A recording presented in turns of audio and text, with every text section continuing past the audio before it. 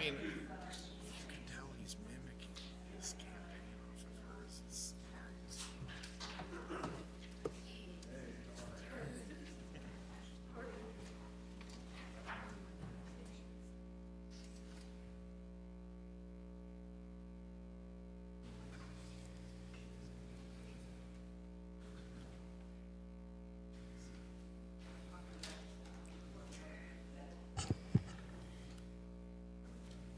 We'd like to call this evening's meeting of the Peoria City Council to order. Welcome H. Wayne Wilson and his listening audience at WCBU as well as Cable Channel 22. Madam Clerk, the council microphones are open for roll call. Mayor Ardis. Here. Councilmember Akeson. Councilmember Sear. Councilmember Grab. here. Councilmember Jensen. Here. Councilmember Montalongo. Councilmember Moore. Here. Councilmember Euler. Here. Councilmember Riggenbach. Here. Councilmember Ruckriegel. Here. And Councilmember Turner. Present. You have a quorum present, Mr. Chairman. Thank you, Madam Clerk. We'd like to invite everyone to join us and stand for a moment of silent prayer or silent reflection followed by the Pledge of Allegiance. And we'd also like to ask everybody to just keep the family of Randy Simmons in their thoughts and prayers as we go through this week. As we all know, Randy was a very well-known coach, principal, and community service servant that passed this week. So we want to make sure that we keep his whole family and all of his friends in our thoughts and prayers.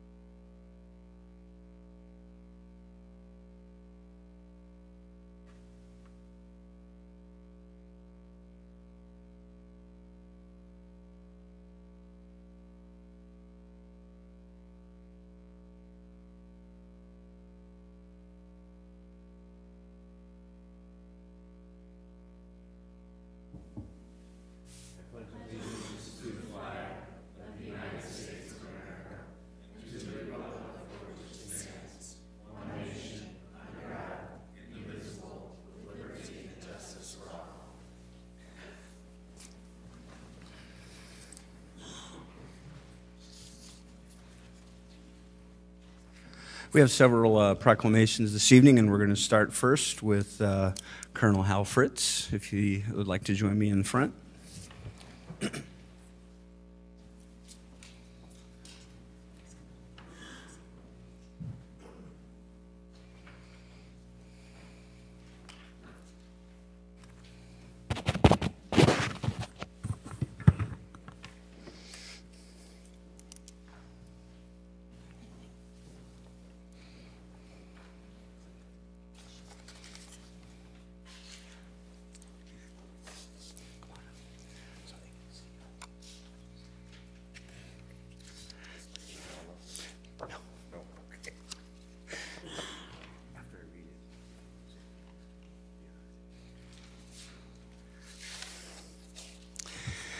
Whereas the Congressional Medal of Honor is our nation's highest award for valor, presented to a member of our nation's armed forces for acting above and beyond the call of duty during combat against an enemy of the United States and at the risk of death to oneself while saving others. And whereas Lieutenant Colonel Harold Hal Fritz received the Medal of Honor for actions on January 11th, 1969. The citation in part reads, Captain, then First Lieutenant Fritz, Armor, U.S. Army, distinguished himself while serving as a platoon leader with Troop A near Quan Loy, Vietnam. Captain Fritz was leading his 7-vehicle armored column along Highway 13 to meet and escort a truck convoy when the column suddenly came under intense crossfire from a reinforced enemy company deployed in ambush positions. Captain Fritz, armed only with a pistol and a bayonet, led a small group of men in a fierce and daring charge, which routed the attackers and inflicted heavy casualties. When a relief force arrived, Captain Fritz saw that it was not deploying effectively against the enemy position, and he moved through the heavy enemy fire to direct its deployment against the hostile positions. This deployment forced the enemy to abandon the ambush site and withdraw. Despite his wounds, Captain Fritz returned to his position, assisted his men, and refused medical attention until all his wounded comrades had been treated and evacuated. And whereas Lieutenant Colonel Hal Fritz is one of only 72 living recipients of the Medal of Honor, which has been awarded to 3,422 men and women since 1861. His and other Combat Valor Awards include the Silver Star, the Bronze Star, and 2 Purple Hearts. After his 27-plus years of service, he worked as a transition counselor with military veterans, was the Deputy Director of the Illinois Department of Veterans Affairs, was the Transportation Director for the Department of Veterans Affairs, and most recently served as the President of the Congressional Medal of Honor Society for over 7 years. He was also part of the group responsible for their final salute war memorial at the Peoria County Courthouse. And whereas members of the community can visit the Peoria Riverfront Museum to view the citations, photographs, artwork, and personal memorabilia of Lieutenant Colonel Fritz, and whereas we are honored to claim him as a 25-year resident of the city of Peoria. Now, therefore, I, Jim Artis, Mayor of the city of Peoria, Illinois, do hereby congratulate and honor Lieutenant Colonel Harold Hal Fritz for his valor and service to our country in Peoria.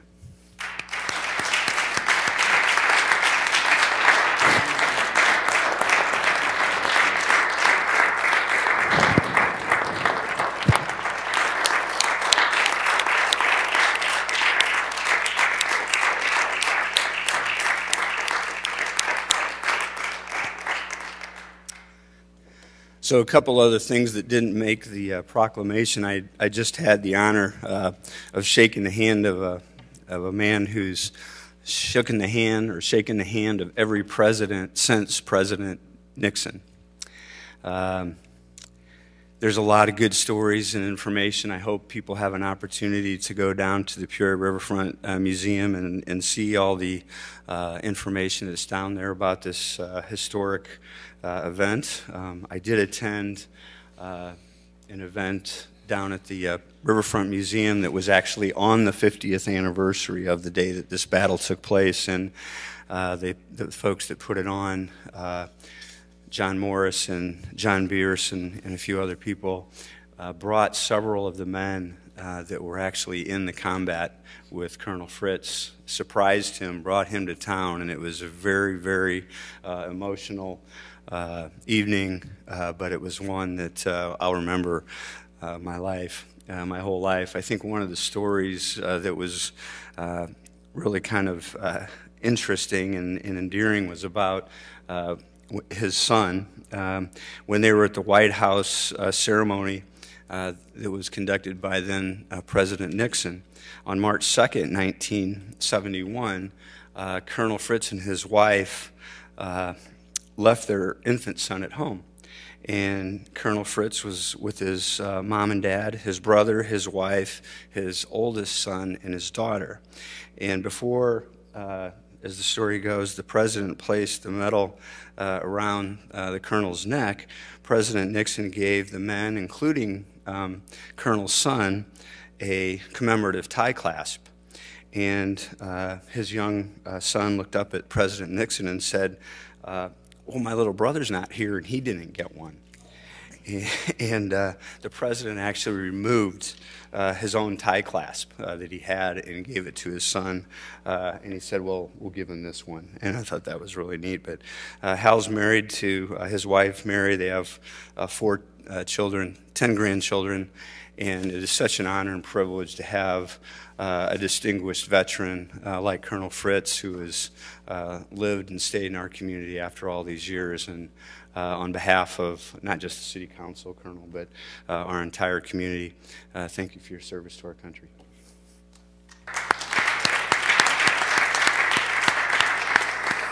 Mayor Artis, thank you very much, council members.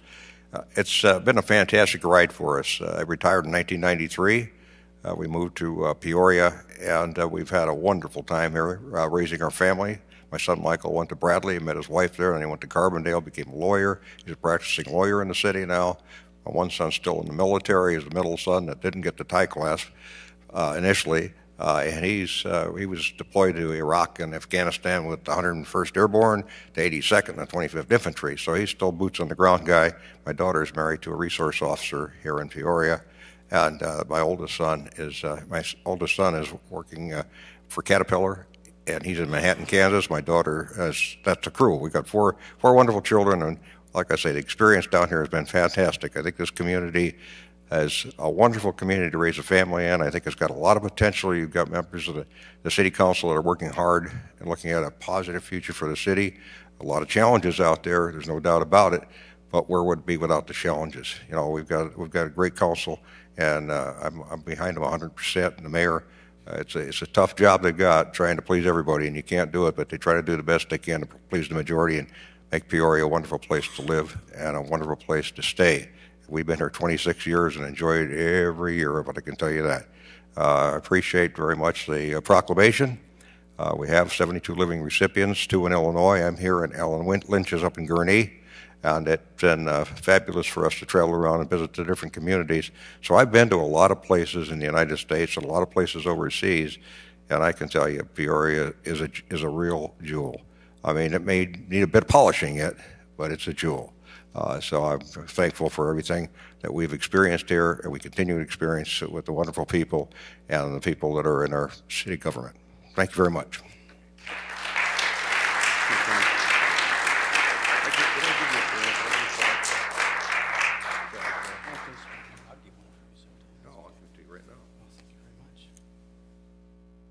I'm giving the mayor one of my personal challenge coins. A lot of people have good luck if they put them in the pocket. One fellow, he won $5,000 at the casino. I'm not encouraging the mayor to go there. One individual passed his law exam, but anyway, I pass them on to people that I think are doing a great job for the country. Thank you. Thank you very much. Here's, take your proclamation.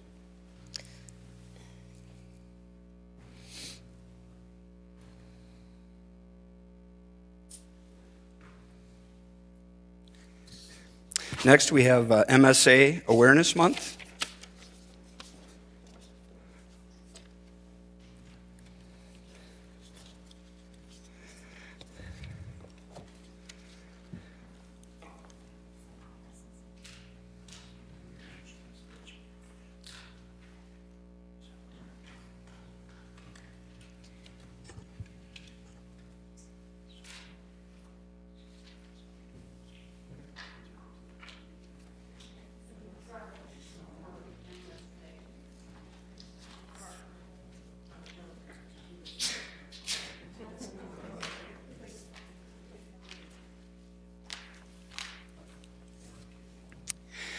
Whereas multiple system atrophy, MSA, is a rare neurodegenerative disorder that is caused by cell loss in certain areas of the brain and spinal cord that impairs the body's involuntary functions, including blood pressure, heart rate, bladder function, and digestion.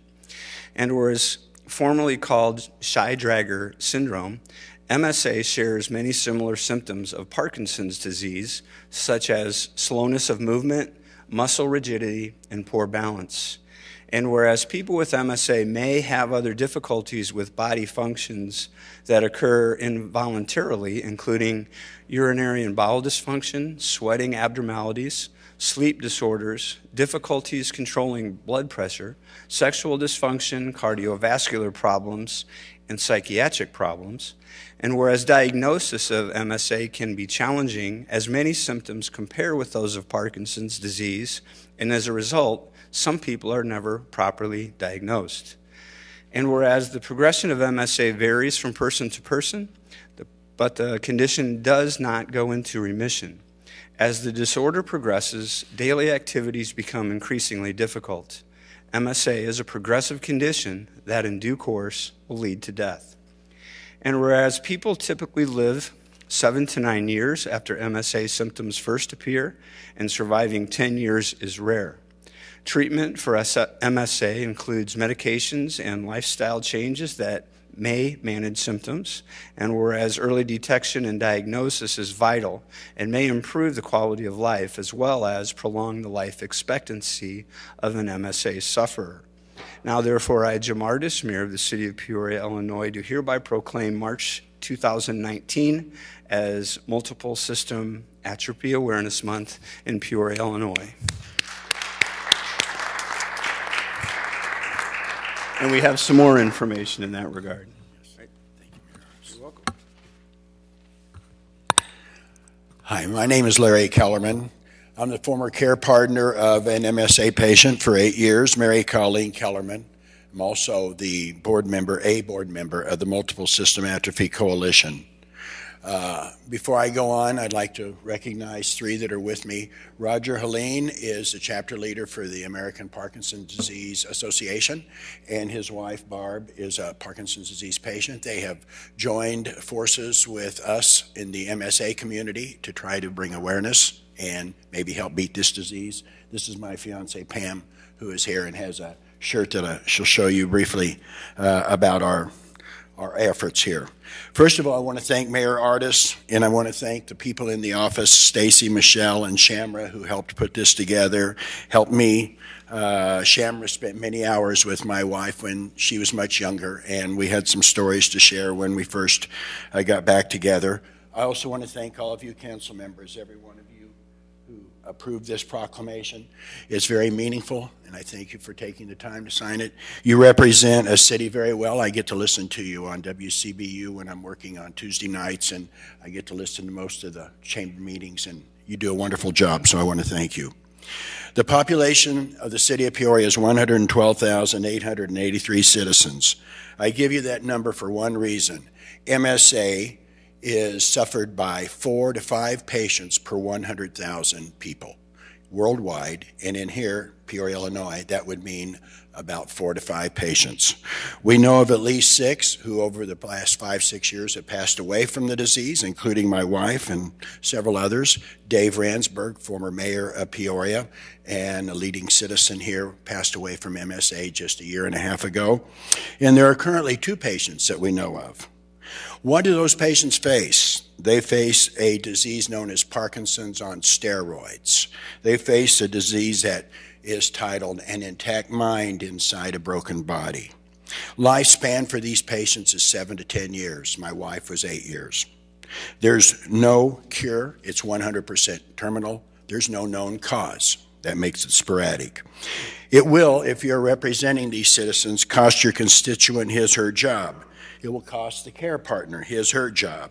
In financial costs, according to one study, is in excess of $44,000 per year. So what can we do to help?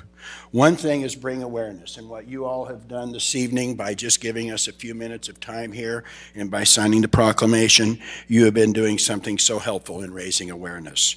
We now have about 40 different people here who might go out and advocate for this disease, and those watching on TV or listening on WCBU will remember that March is MSA Awareness Month. We also need research. Monies are needed. According to one researcher, a leading researcher, if we have $25 million for this disease by 2022, we will yield a treatment or cure by 2029. We've got a long ways to go. We've got a short time to get there, as somebody said in a song, and we need to work that way. We can also become a part of that by joining in the Multiple System Atrophy Coalition's Global MSA Walkathon, which will be unveiled in 3 days with more information on multiplesystematrophy.org website, or by joining a fundraiser that we'll be having here in Peoria at Monarch Music Hall on October 3rd, 2019 with blues music, college basketball. Information on that can be found on www.msabegone.org. We have a pretty good lineup of blues artists right now. We also have some donations already coming in from college basketball teams and blues artists that'll be available. The earlier we find a treatment or cure, which means earlier diagnosis, the better it will be for 5 Americans, only 5, who every day are diagnosed with this disease.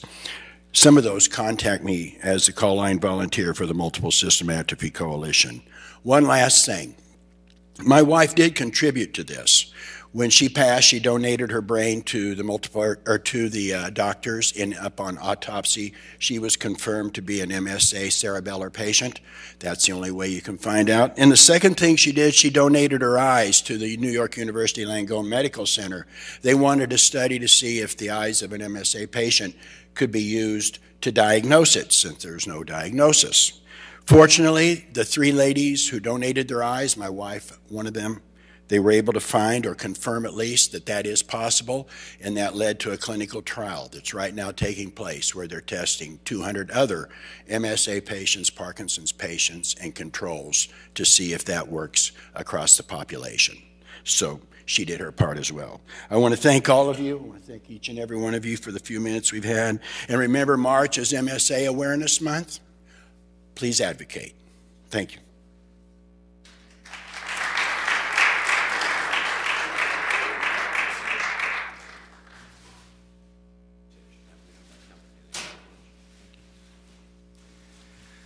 Next, we have the World Day of Prayer.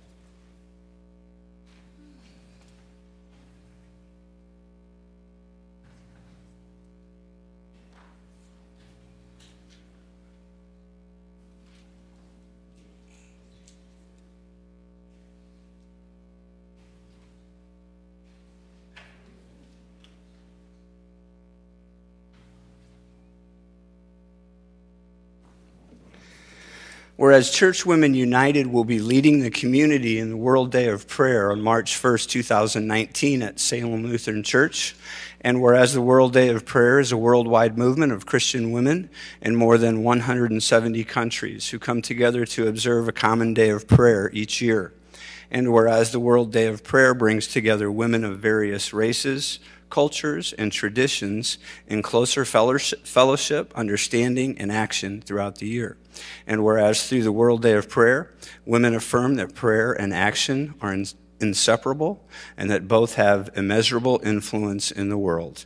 Now, therefore, I, Jim Ardis, Mayor of the City of Peoria, Illinois, do hereby proclaim March the 1st, 2019 as the World Day of Prayer Day in Peoria, Illinois.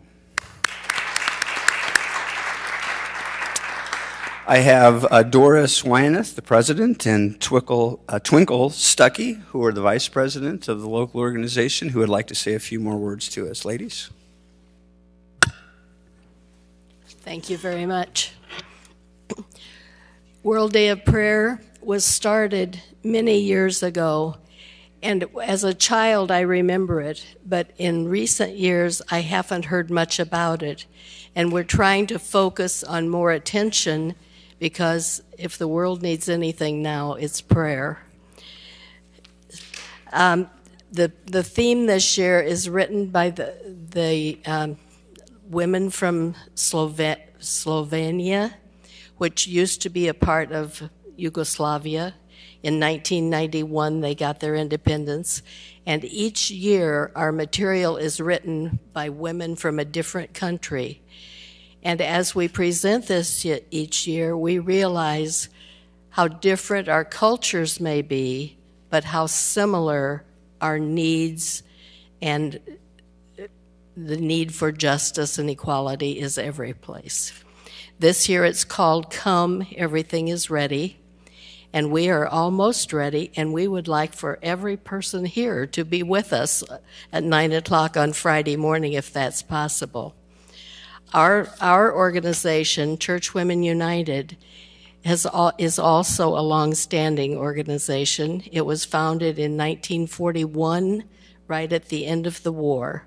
But in Peoria, Illinois, we already had a group of local women from a variety of churches that thought there was strength in unity and diversity.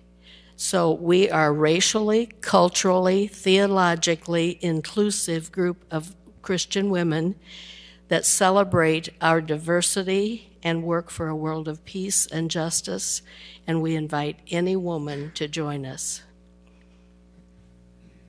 Thank you, Doris. Thanks for coming out. You're welcome.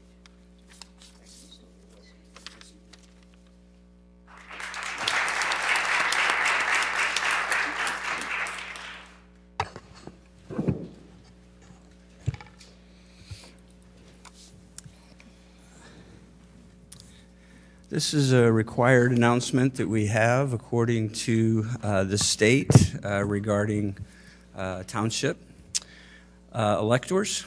Pursuant to Public Act 095-0761, any citizen who wishes to have an item considered on the agenda at the annual town meeting to be held on Tuesday, April the 9th, 2019 at 6 p.m. is required to bring a specific request signed by 15 or more electors to the clerk no later than March the 1st, 2019. Any group of registered voters may request an advisory question of public policy for consideration by the electors at the annual meeting by giving written notice of the specific advisory question to the township clerk in the same manner as required for an agenda item under subsection B of section 30-10 of the Township Code. Councilmember Graham. Mr. Chairman, I move to approve the minutes of the joint City Council and Town Board meeting held on February 12th, 2019, as printed. Thank you. Seconded by Councilmember Turner. Any corrections or changes to the minutes? Seeing none, please cast your ballots. The motion passes unanimously. Thank you. Madam Clerk. We're at the consent agenda. 19-058 is a request to approve the following dates for scheduled events sponsored by Peoria Area Community Events, subject to their filing the necessary permits and approval as required by the City Code. The Taste of Peoria on August 14th and Labor Day Picnic on September the 2nd. 19-059 is a request to accept the low bid of J.C. Dillon Incorporated and award a construction contract in an amount not to exceed $520,000 from the base bid of $186 for the annual storm sewer repair contract for 2019. 19-060 is a request to approve an application for the expansion of the boundaries of the Peoria Urban Enterprise Zone to include Galena Road Industrial Park, and that has address of 6423, 6513, and 6522 North Galena Road, along with some adjacent properties. 19-061 is a request for the following, and there is a handout on yellow on your desk, and it changes the size of the garden. So A is to approve the use of South Village TIF Finance District funds for the continued development of the Garden of Hope urban farm at St. Anne's and surrounding parcels within the South Village TIF area in the amount of $20,000. And B is to adopt an ordinance amending the City of Peoria's 2019 revised budget relating to the use of the South Village TIF fund balance in the amount of $20,000 to provide funding for the Garden of Hope urban farm. 19-062 is a request to approve a resolution authorizing the execution of a service agreement with the lowest responsible bidder for the supply of natural gas for city facilities. 19-050 is a request to concur with the Planning and Zoning Commission and staff to adopt an ordinance amending Appendix A, the Unified Development Code relating to variations. 19-052 is a request to concur with the recommendation from the Planning and Zoning Commission and staff to adopt an ordinance amending Appendix A of the Unified Development Code relating to parking in the Warehouse Farm District. 19-053 is a request to adopt an ordinance amending Chapter 26 of the Code of the City of Peoria regarding barricades, routing of traffic, and parking lot permits. 19-063, there's a yellow handout on your desk, and there are 3 addresses that have been removed, and I will call your attention to those as I read this. This is a request to concur with the recommendation from the Planning and Zoning Commission and staff to adopt an ordinance approving a special use in a Class R4 single-family residential district for an urban farm for properties located at 1005, 1007 South Brown Street, 1412 West Antoinette, 1414, 1418, 1420, 1424, 1428, 1500, 1502 West Antoinette Street, 1503 West Antoinette Street has been removed.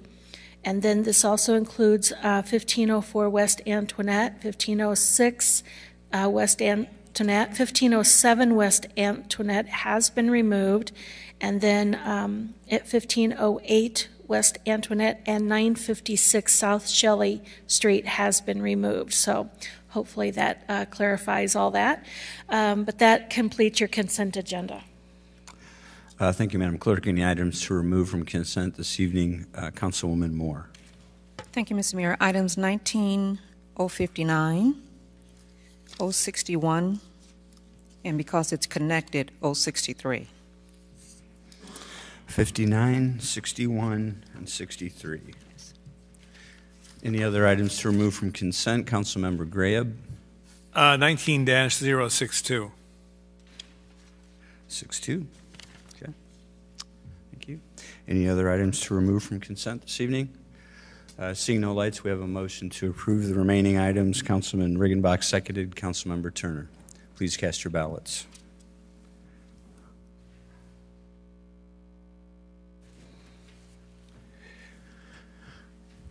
That motion passes unanimously. Madam Clerk. 19-059 is the request to accept the low bid of J.C. Dillon for the construction contract for the annual storm sewer repair contract. Councilmember Moore. Thank you, Mr. Mayor. This is a contract, as you all know, that every time these contracts come up to the council, I'm always interested in what our minority participation goal would be. And in reading through this communication, Interim Director Lewis, I see that it indicates in 2016, J.C. Dillon performed this work with 19.2% minority workforce hours and 3.5% female hours. That's wonderful for 2016, but can you tell me if there's anything written into the contract that gets at some minimum goal or goal that will match what they did in 2016? Yeah, we, as all of our contracts, will have a goal of 18% minority workforce hours and 3% for the female goal. And is somebody actively monitoring the adherence to that goal? Yes, we are. Okay. Thank you. With that, I'd like to move for approval. Motion to approve, seconded by Councilmember Turner. Is there any additional discussion on this item? Seeing none, please cast your ballots. That motion passes unanimously. Madam Clerk. 19-061 is the one with the handout. This has to do with the South Village TIF finance funds and also adopt an ordinance that amends the budget. So we would need separate motions and votes for the two items. Thank you. Thank you. Councilmember Moore. Thank you, Mr. Mayor. I intend to move for approval on both, but prior to that, I'd like to just speak to what these are. And they are also related to 19063, so that you know they're connected. St. Anne Catholic Church is located on the south side of Peoria, and in the last couple of years, they've been doing a wonderful job of having a community garden. It's been, if you've gone by there, you've seen the transformation, you've seen the colorful decorative fencing that they've put up on part of it. And it looks like the fencing was painted by, and I'm sure it was over at Neighborhood House, painted by children, and they have their handprints on there. And because they are a victim of their own success, they are expanding their garden. And they're bringing in, I'm thankful to have OSF in our community because OSF is collaborating with them to grow the garden, to provide training, nutritional training to community members who come out and receive food from the garden. This is vegetables that will be provided at no charge to the community. And those of you know who have been down on the south side of Peoria and been in this particular area understand that there are no stores to buy fresh fruits and vegetables. And this is a very wonderful attempt of St. Anne, and I think this is maybe year 3 or 4 that they've been doing this on their own, and now they're coming to the city to ask if we could help them to formalize the process with OSF coming in and bringing in on the days that they will have someone there from OSF. They will have their van there to provide services for the community, and so at this point I'd like to ask Director Black if there's anything that you can add that I've not added, and then I'll move for approval. Covered it. Okay, so I think I did a good job in describing what this is. At this point, I'd like to move for approval on item A. Seconded by Councilmember Jensen. Is there any additional discussion on this item? Seeing none, please cast your ballots. That motion passes unanimously, and Councilwoman Moore on item B. Motion to approve, seconded Councilman Turner. Is there any discussion on item B? Seeing none, please cast your ballots. That motion passes unanimously. Madam Clerk. 19062 is a request to approve the resolution for the service agreement for the supply of natural gas for city facilities. Thank you. Councilmember Gribb. Mr. Manager, could you elaborate a little bit on this? And what is the linkage between this and home field energy? I think maybe what I'll do is I'll ask Director Scroggins, Finance Director Scroggins, to walk through this in terms of the consortium that we're putting together, that we're working with to purchase natural gas. Yes, I think it was about 3 weeks ago we were approached with an opportunity to join a consortium with other local governments within the Ameren District to purchase natural gas for our city facilities. By joining the consortium, our hope is that we will reduce our cost. The estimated amount could be up to $10,000 in savings per year. We have been doing this in the past, correct? But we have not with natural gas. Our natural gas usage wasn't sufficient by ourselves, but by joining the consortium, we should be able to get a better price. We have been doing electricity aggregation, and we've done that on behalf of the residential customers throughout the city as well, which over the last 8 years, 9 years of the contract, I think we've saved the citizens about $11 million on their energy bills by having that aggregation program in place. Is the organization that has been the lowest home field? So the organization that we currently purchase electricity through home field energy, but this would be going out in the market and looking at purchasing natural gas. Right, I understand.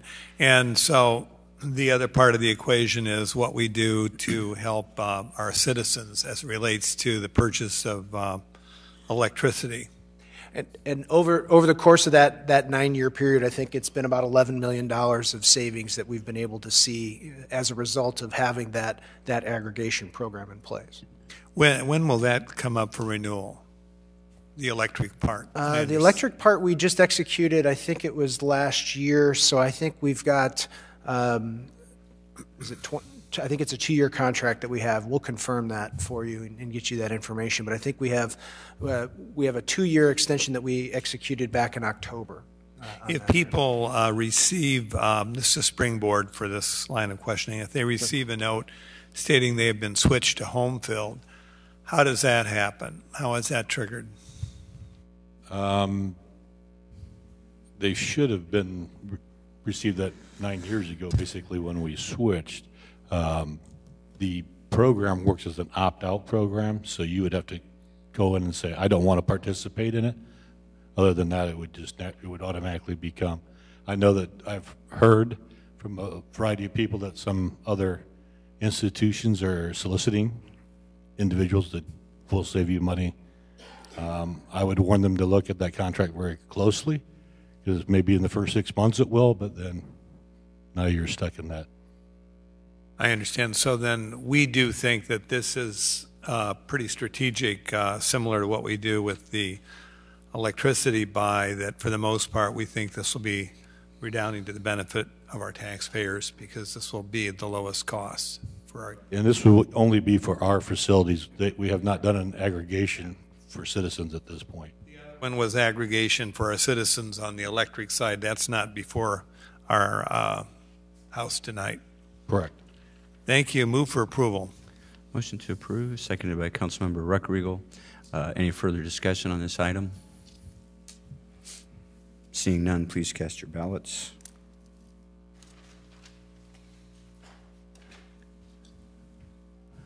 The motion passes unanimously.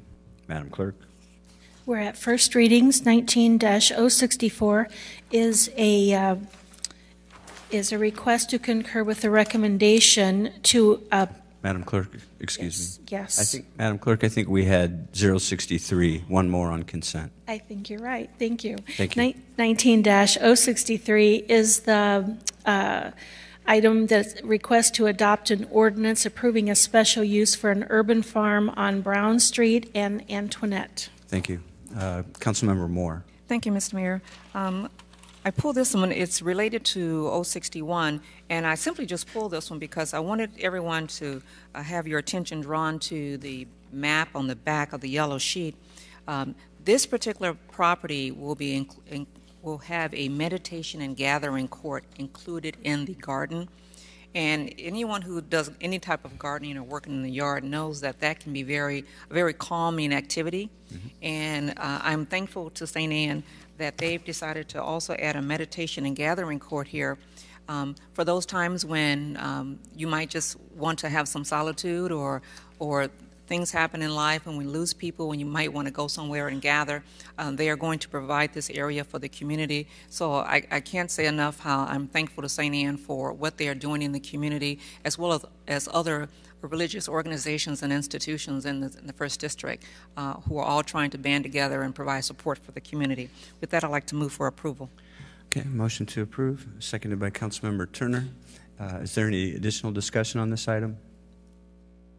Seeing none, please cast your ballots. That motion passes unanimously. Madam Clerk. Okay, this is a first reading. 19-064 is a request to concur with the recommendation from the Planning and Zoning Commission and staff to approve a first reading of an ordinance amending Appendix A, the Unified Development Code, relating to off-premise signs. Director Black. Thank you, Mayor. This is really more of a clarification and cleanup of our sign ordinance related to off-premise signs. This will provide a little more clarity both to businesses that have off-premise signs and also to city staff when we look at approving new locations. Okay. Any questions for Director Black? First reading, Councilmember Riggenbach. Thank you, Mr. Mayor. Director Black, would this have any impact on the situation that the APSCO group had with the off-premise sign on War Memorial at the Peoria Stadium site? Or is that an additional complication because that's on a state highway? That particular location had several additional complications. So this would not resolve that issue, mostly because it was on a state highway and on property that was zoned residential initially. Thank you. Okay, thank you. Councilmember Moore.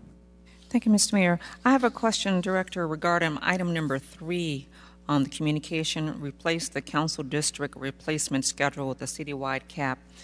When looking at the schedule, it indicated how many that we would have citywide and how many per district. So my question is, if, let's say,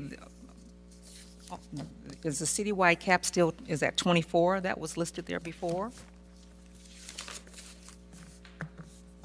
No, ma'am. The cap that we're looking at in this first reading would be 90 total signs throughout the city. The part of what we're trying to do here is clear up what was a very confusing ordinance. Right. So right now what the ordinance says is there can be 24 replacement signs in addition to the signs that currently exist or that existed at the point that this 1989-91 ordinance was adopted. But then within that cap, there was another cap for each council district. And just to confuse matters further, signs that were removed might be able to be replaced, or they might not be able to be replaced depending upon other factors. So we've effectively washed the ordinance and tried to come up with something that is far more predictable for everyone that is involved in signs and in the regulation of signs. We ever gotten anywhere near 90? There are probably right around 90 signs right now in the city. So would this impact someone if we hit 90 and a new business opens up somewhere and wants to put a sign? They'd have to come for a special use permit or something? No, and this section of the sign ordinance is only for off-premise signs, so billboards, as most people call them. The process for on-premise freestanding signs or for building signs would remain exactly the same. There's no change whatsoever. Okay, thank you. Councilman Grabe next. Real estate signs not applicable for them. No, sir. Thank you. Councilmember Jensen. Just a follow-up to that. So there won't be any more billboards allowed? Is that what I'm hearing? If we already have 90, and 90 will be the cap? No. So trying not to get too far into the complexity of the current regulation. The current regulation effectively reduced and continued to restrict signs. The number we're working with right now is 90. What we may bring back to council for adoption, just to make sure that we have a better number, is to actually have a brand new inventory of all off-premise signs within the city. We believe, based upon the catalog that we have right now, is there's approximately 90 signs. But what this allows is that if a sign is removed, another sign can be put up in its place. And the current ordinance really doesn't allow that. So this allows the flexibility of moving signs to different parts of the city within districts where they're permitted without moving that total cap. But the total cap for now is proposed to be 90. In the first reading, yes, that it's 90. We've continued to have conversations with some of the local off-premise sign companies in terms of where that number should be or the best way to calculate the number. And that's why I think when you next see this in a couple of weeks, what you'll see is that we will carry out a brand new inventory and then use that number to go ahead and set whatever the maximum cap is. Cap may be more than what we currently have, potentially. The cap may be more. By March 12th, you will have a number in front of you in terms of this is where we believe the cap would be, and then any amendment to that would obviously have to come back to the City Council. And then you'll also give us what the current inventory is, as best as you know it. If we go ahead with an inventory, then probably what we would do is the same process that we did, or I wasn't here, but that was done in 1989, where there was a 90-day period where anyone who had control of an off-premise sign had to provide that information to the city, and that's what created the initial inventory. Okay. So stay tuned, I guess, to see what the cap will be. Okay. One more question I have is, there in your description in the background, it says there's separation requirements for residential properties and other signs. In the current ordinance, is that part being changed? The separation from residential is being changed a little bit, but there's still a separation requirement. Hang on, let me, it's either, depending on the size of the sign, it's either going to be 150 feet or 250 feet spacing from the sign to a residential property. And what is it right now? Right now it is, gosh, I apologize. I thought I had this right in front of me. Let me bring that back in a couple of weeks, a comparison, compare, contrast, because I don't have it right in front of me. Okay. Thank you. Councilmember Moore.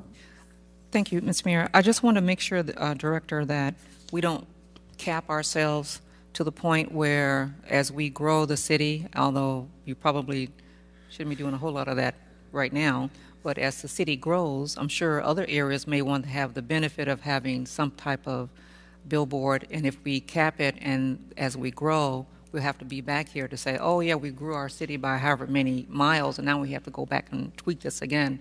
So I don't really want us to get locked in on a number that will inhibit our growth as well. So kind of keep that in mind as you're working through it. Yep. Thank you. Okay, thank you. Councilman Graham.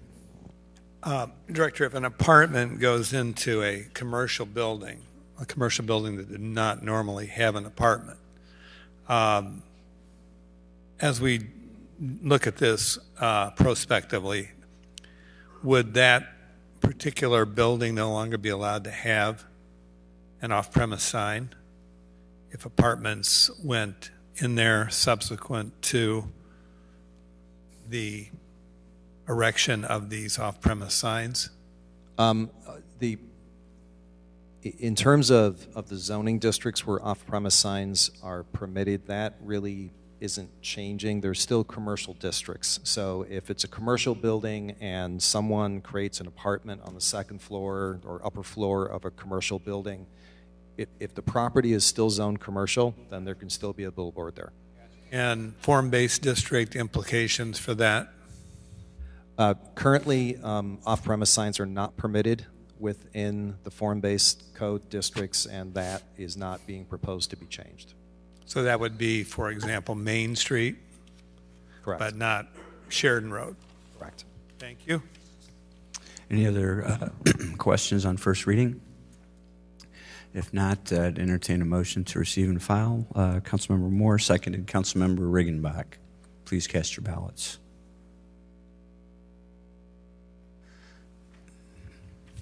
That motion passes unanimously. Madam Clerk. 19-065 is a request to concur with a recommendation to receive and file a first reading of an ordinance amending Appendix A, the Unified Development Code relating to donation bins. Director Black.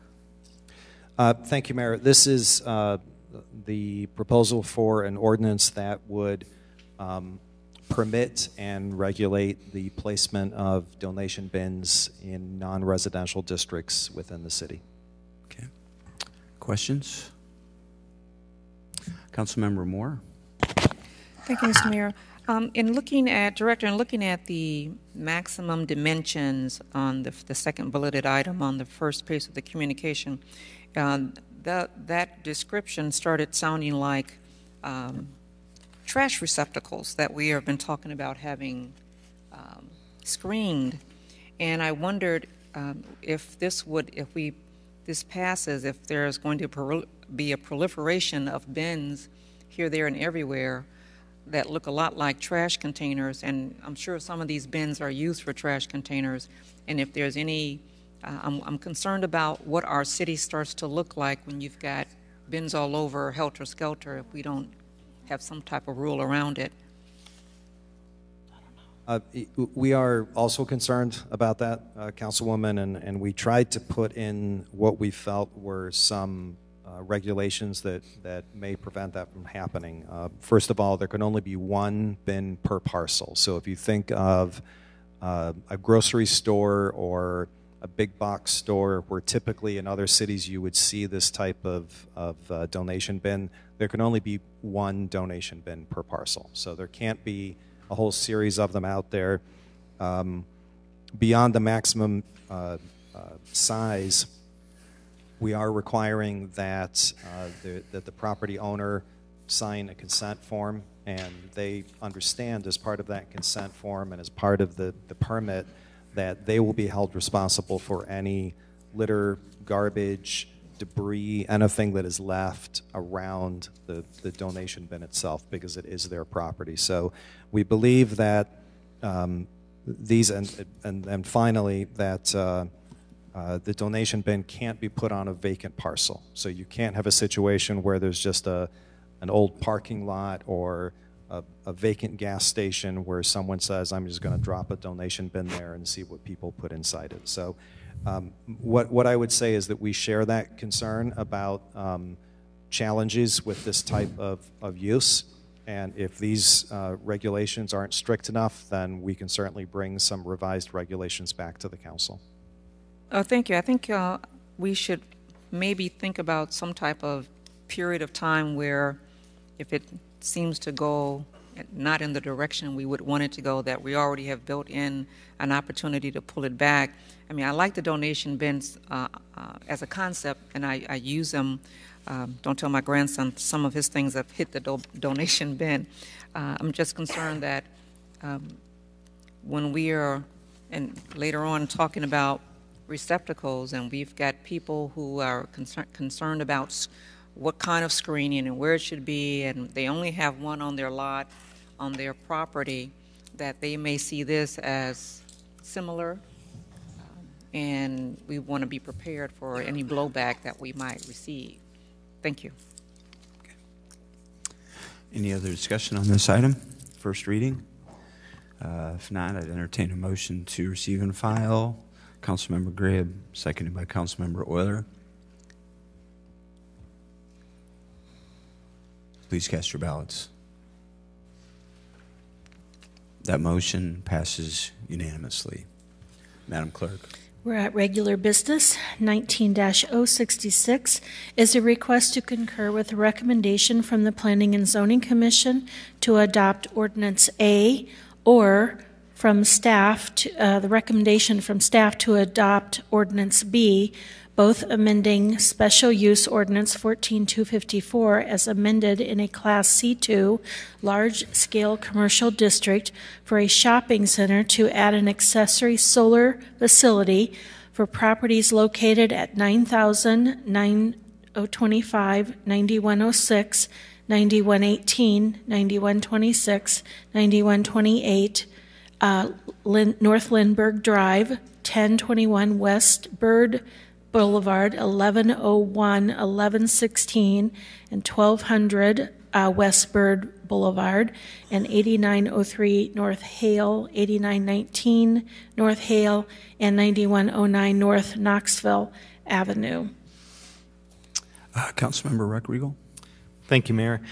In talking with Councilmember Sear earlier today, he's been working with petitioner, and he's requesting a deferral on this item until the first meeting in April. Okay. We have a motion to defer this item, seconded by Councilmember Euler. Is there any discussion on the deferral? Seeing none, please cast your ballots.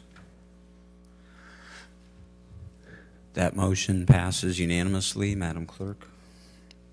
19-067 is a request to concur with a recommendation from the Planning and Zoning Commission to adopt, or the recommendation from staff to deny, an ordinance amending an existing special use ordinance number 13932 as amended in a Class C2 large-scale commercial district for a shopping center to waive the parking impact fee for the property located at 7425 North Grand Prairie Drive, commonly known as the Shops of Grand Prairie.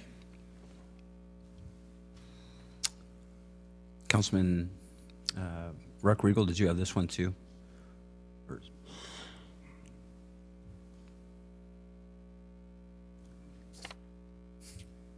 There we go. Thank you. Yes, in talking with Councilman, can we defer this until our next regularly scheduled meeting? Okay. Motion to defer, seconded Councilman Euler. Discussion on this deferral. Seeing none, please cast your ballots.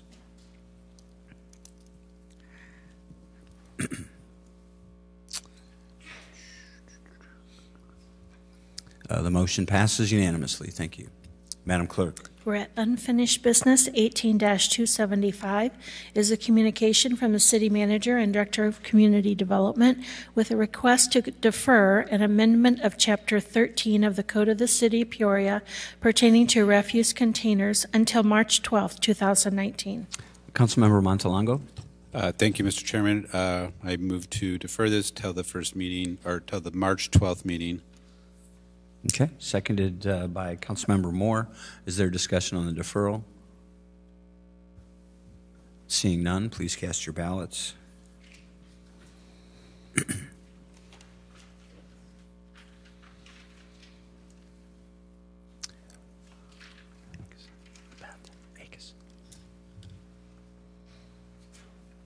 That motion passes unanimously. Thank you, Madam Clerk. If there's no further unfinished business, Do we have any other unfinished business to come before the council? Unfinished? Doesn't look like it, Madam Clerk. we would be at new business. New business to come before the council tonight. New business. Councilmember Jensen. Thank you, Mr. Mayor.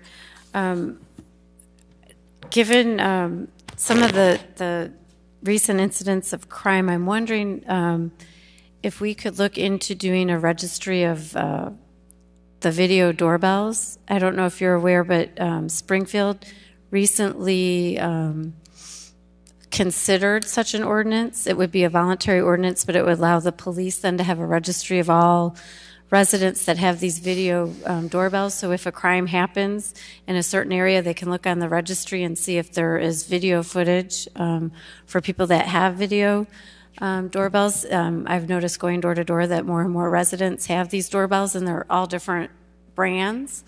I know that we're working on maybe something with Ring, but I think it would be helpful to look into if you could give us a report back. I know Springfield was considering it just a few weeks ago. I'm not sure whether they adopted it. Yeah, me too. Okay. Okay, thank you. Thank you. Councilmember Akeson. Thank you. I just want to bring the attention to the citizens listening that we have a website that if they haven't visited, it's Appreciate Peoria, and it's really great. And on the homepage, there's an announcement that we are going to be commending people that have taken the initiative to shovel their sidewalks when they've been covered in snow, for residents that perhaps can't get out and shovel their own snow. And we will award the inaugural Golden Shovel Awards the first week in April. And there's a form to fill out so neighborhood associations can spread this information throughout their associations, and residents can fill it in and nominate someone. And I really hope that we have an opportunity to recognize 15 individuals or neighborhood associations that have gone the extra mile. And I'm hoping that we don't have any more snowfall, so they'll have to go back in their memory banks and remember the people that shoveled the sidewalks that they so appreciated. So we're going to do this in the first week of April, which is April 9th, I believe. Okay, thank you. Councilmember Moore. Thank you, Mr. Mayor. I just wanted to recognize the Community Development Department for their neighborhood reception that took place last week, Thursday, the 21st. It was an outstanding event. Everybody connected with that program should be commended. Director Black, Assistant Director Doolin, their hostess for the mostest was Josiah Williams. He did a phenomenal job with emceeing the program. But I think more importantly, and if you can indulge me just one moment, I'd like to read the names of the community citizens who were recognized during that event. Because even though the room was packed, there were so many more people in the community need to know who their neighbors are that are really trying to work to show Peoria in a good light. And so if you allow me to read those awards and the names, the Mayor Award was presented to LaShawn Nunn for her efforts in the East Bluff. Ms. Nunn was recognized for her work in founding the East Bluff Law and Order Program, and her service as the president of the East Bluff Neighborhood Housing Services. And I'm going to be brief through their introductions. The Ted Bannon Brick Award was presented to Molly Cadigan for her commitment to maintaining green space for future generations. She's exemplar advocate for litter collection and picks up litter and waste in her extended neighborhood. The Business Award was presented to Gimax Corporation for their leadership in the Tireless Project. The Richard Fuzzy Lens Award was presented to Fawn Lawn for his contributions to his neighborhood. His nominators noted that Mr. Lawn contributes to meetings when needed, is a good listener, and goes above and beyond. He is a major asset to the Tireless Project as well. The Grassroots Award was presented to 3 winners, and they are Shama St. Louis. Ms. St. Louis currently serves on the board of the East Bluff Community Center and co-founded the Black Justice Project. The second recipient was Mr. Carl Cannon, who has inspired over 1,200 young people through the Elite High School program over the past 11 years. And the final award for grassroots went to the Monday Gathering, hosted by Sherry Cannon and Lynn Scott Pearson at the Ward Chapel Church. This weekly meeting brings people together to share information for better cooperation among people and organizations in Peoria. The Youth Award was presented to Little J Pearson for his positive energy and leadership at P-Town Soup events and other community meetings. The Eric Turner Neighborhood Legacy Award was presented to Lavetta Ricca and Bernadine Nolan. This award was named for outgoing City Councilman Eric Turner, who is still serving 24 years on the council and was a longtime advocate for neighborhood involvement. Lavetta Ricca, a lifelong resident of the south side of Peoria, has dedicated her life to improving her corner of Peoria and is a champion of volunteerism and community involvement. And I have to say thank you, Lavetta. She's one of my favorite Southside residents and is a big supporter and critic when needed of mine. After joining the Neighborhood Association years ago, Bernadine Nolan dedicated her time to cleaning her neighborhood of litter and founded Dayspring Community Park in the Columbia Terrace North neighborhood. So with that, those are all of the awards. I wanted to make sure that they received their time in the limelight as well, because without citizens like these and others who are unnamed, the city of Peoria wouldn't be the wonderful place that I believe it is, and it's getting better. Thank you, Mr. Mayor. Thank you, Councilwoman Moore. And I would like to add to your comments and say that it was a very nice event that was put on by the Community Development Department. Had a great, I think it was standing room only, darn near crowd. And especially even though he was a little bit under the weather and unable to attend that evening, having the Neighborhood Legacy Award that has been justly named after our colleague, Councilman Turner, well, he's been on the council for 24 years, so he's gone to the neighborhood, the RNNC, Regional Neighborhood Network, meetings across the country for probably at least 20 of those years and represented us very well. So thank you for giving additional attention to those folks that received those awards. Still new business, Councilmember Montalongo. Thank you, Mr. Chairman. I know the city manager and police have been working on a communication plan here for when there's a significant crime issue, and I'd like to have them explain this here to the public. Thank you, Mr. Mayor, Council. So in law enforcement, we strive for excellence. And there are situations that we run into that, you know, after that situation is done, we realize, you know what, we could do things better. And with the incidents that occurred last week, one of the things that came to surface was the notification process. We realized that, you know, there's a opportunity for us to get better. So we started working on what to do to be better in the notification process.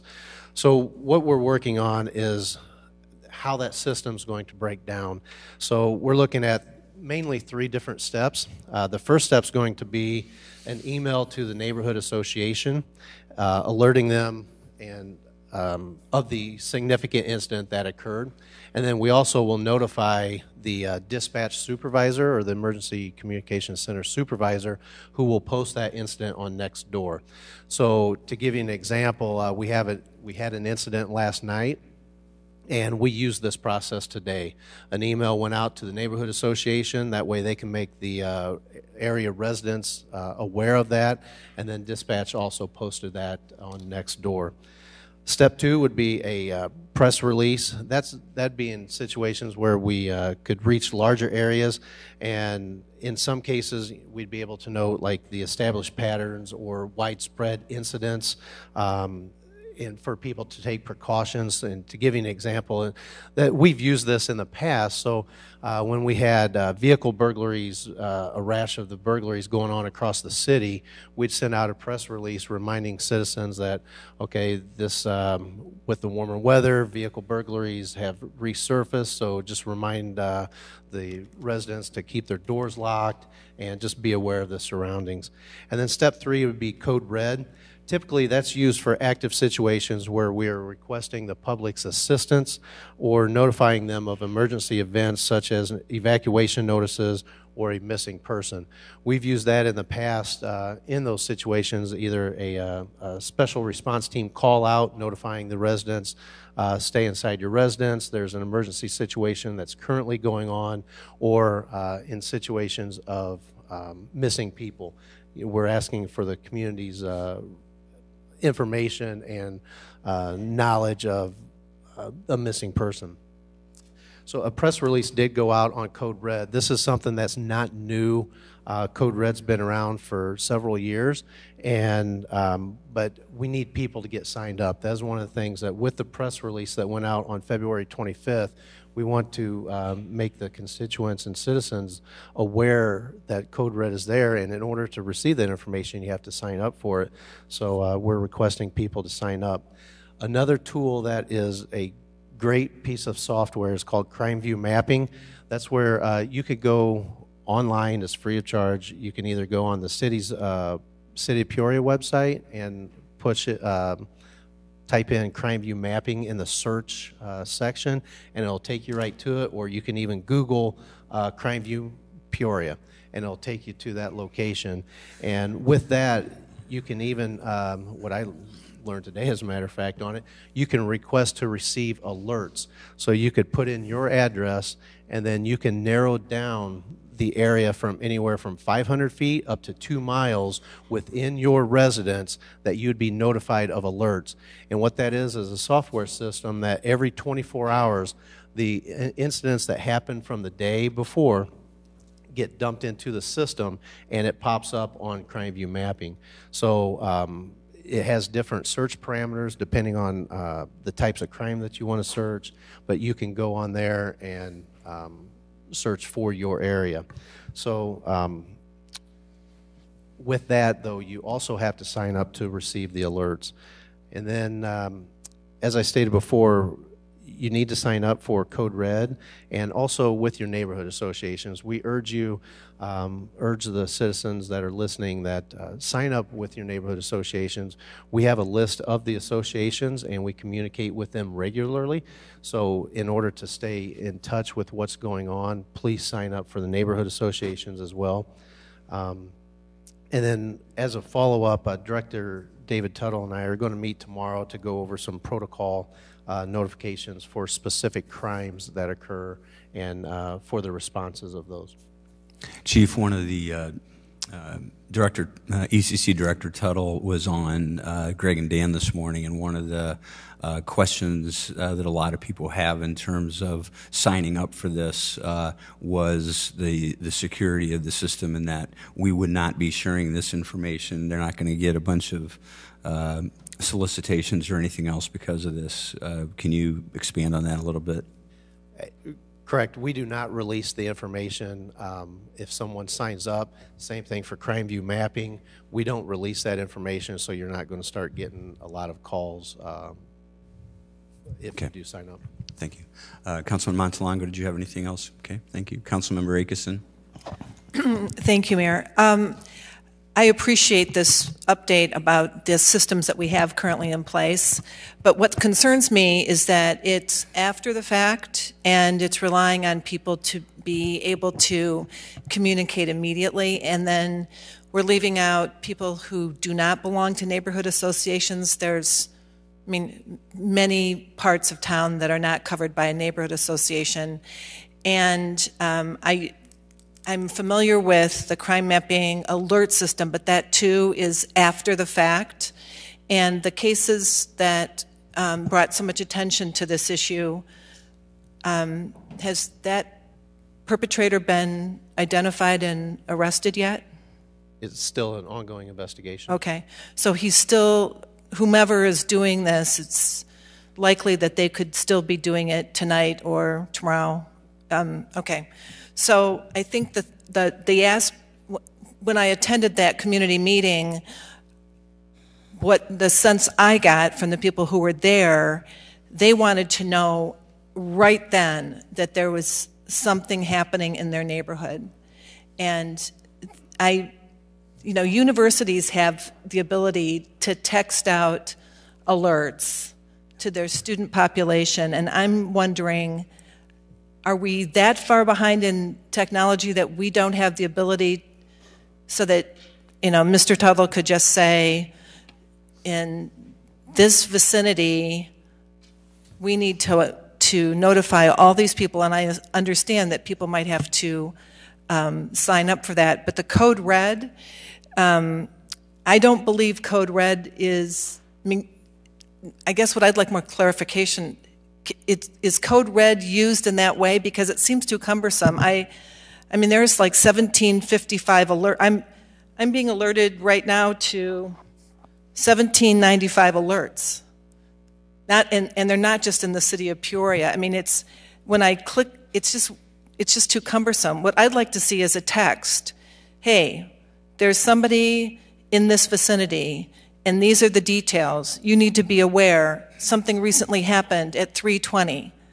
Just a text message from our city alert system. That's what I would like to see. Now, I'd like to know why we can't have that. Can you answer that tonight? A lot of the Code Red stuff would fall under Director Tuttle's information, but to kind of respond to your question is, the incidents that we do respond to are after the fact, and if it is an ongoing situation, so if we have an active shooter or an active SRT call out, something that is going on actively, then we would utilize Code Red for that. But unfortunately, most of the time we do respond to incidents after the fact. How many Code Reds have we issued this year? Do you know? I don't know. Mr. City Manager, I would really like to see a little bit more attention put on this topic, because we want push technology, not information later. And I'm not really satisfied with what I've heard so far. I appreciate your work and effort, but I'd like to see, and I think there are probably other people around the horseshoe that would like to see a little bit more work on this too. Okay. Councilmember Jensen. Just to jump on what Councilwoman Akeson's saying, I agree. I think that this should be a high priority for the council. And if Bradley can do it, I'm hoping it won't be that difficult or that expensive, but I would like a report back on what our alternatives are, because I think it's really important, and it's needed. And that is primarily what the citizens were concerned about at that meeting, and now there's been a couple other incidents in other neighborhoods that people weren't notified. They found out about it on Facebook and were upset about it. So I think it should be a priority. So thank you for bringing that forward. Councilmember Gribb. Thank you very much, and I want to thank the council members and the mayor who attended the meeting at St. Paul's Episcopal Church, which involved about 200 neighbors concerned about what was going on in their particular neck of the woods. I think, Chief, what I heard from you and from the manager today was that you would be devising some kind of a protocol that would address the concerns of Councilors Akeson and Jensen. For example, when you have a spate or a rash of a certain type of crime, that maybe we would prescribe a certain area where we could send out some kind of an alert. Much as we do if, for example, a child's missing, and unfortunately we've found children in refrigerators, etc. through the years. We've used Code Red, and it's primarily been utilized with our landline phones. Now we want to take that next step and get more people signed up to get the alert via cell phone as well. Is that something that you think is doable? And maybe we can have a presentation in the future involving what protocol you devise. Yes, sir. The technology is capable of sending alerts to wireless phones as well. And Chief, I know that we don't want to be calling people all the time, otherwise it loses its effectiveness. When you get 8 or 9 armed robberies in a pretty close area, probably we need to do something along those lines. I think it bubbled up within the context of that big meeting that we had, Mayor. So, you know, if we could get some protocol devised and then maybe a presentation to the council once that's done, sooner rather than later. Is that feasible? Yes, sir. Thank you. Okay. Thank you. Any other new business come before the council tonight? New business? Madam Clerk. We're at citizens' opportunity to address the city council. Thank you. We have just name for the record and 5-minute speaking limit. William Jones is first.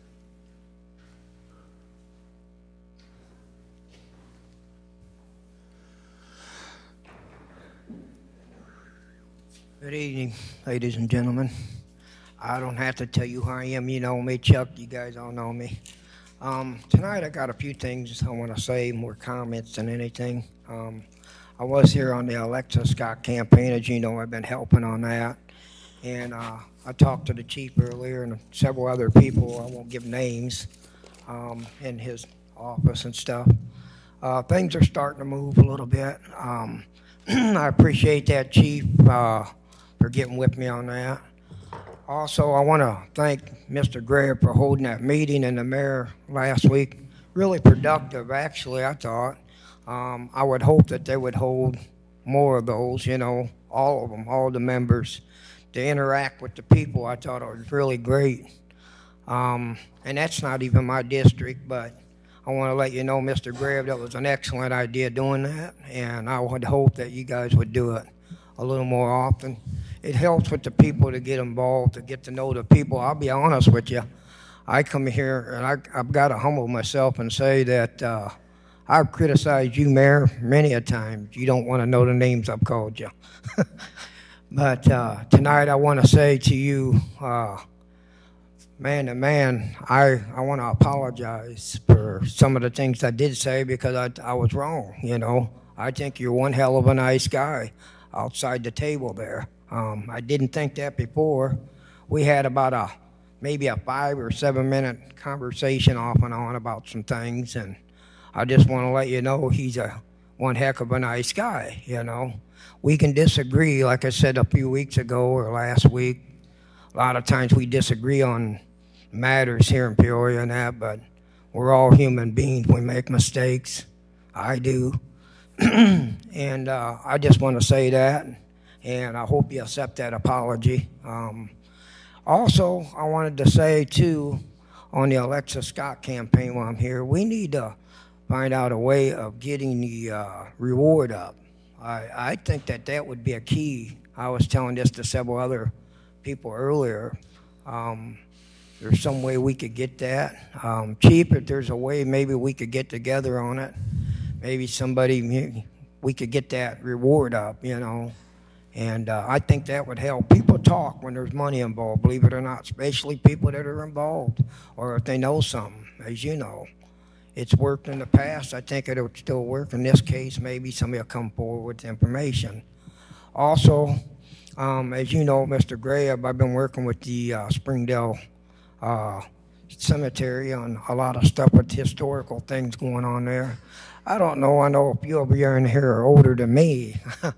If you can remember the Rialto Theater downtown, I didn't know my aunt, she's going to be at Springdale on the last Saturday of the month of April, I believe it is, if weather permits.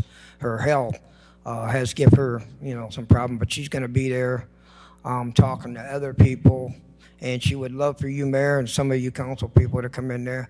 She is going to be giving information on the information with Cole Younger, Jesse James, Frank James, on how that's connected to Peoria, actually the Dalton gang, and all that. A lot of people don't know that. That's actually, there's relatives. My relatives are here, buried in Springdale, and since she's one of the only living relatives from that era, that knows things that went on here in Peoria that people don't know. The Rialto Theater was actually, it became that in 1922, she tells me. And it was called the Hecadrome Theater before that, where they had live shows, animal shows. And that's where Frank James and Cole Younger, before they died in 1916 and 1914, had came and signed a book memorandum for a book they wrote about the life and times of American outlaws.